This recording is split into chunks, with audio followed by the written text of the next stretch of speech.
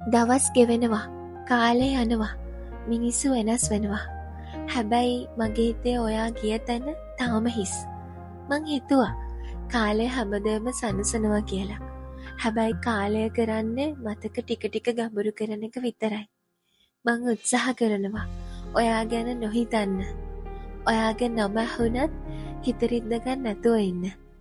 ඔයා වගේ කෙනෙක් දැක්කත් අතීතෙට නොයා ඉන්න. හැබැයි මේ හිත මට අහන්නේ නෑ.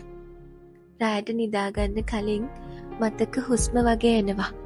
ඔයා හිනාවෙච්ච හැටි, ඔයා කතා කරපු හැටි, මං ඔයාට ඉන්නවා කියපු ඒ වචන, ඒවා අමතක කරන්න මට මතක මකන හිතක් තිබ්බනම් හොඳයි. කෙනෙක් අහිමිවීම එක මොහොතක්.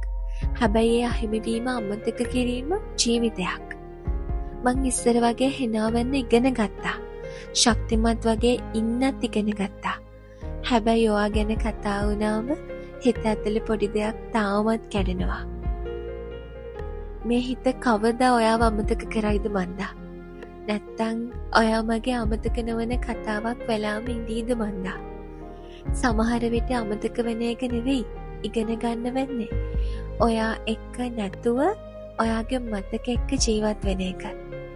හැබැයි අදටත් හිතට තියෙන එකම ප්‍රශ්නේ මේ හිත කවදා ඔයාව අමතක කරයිද?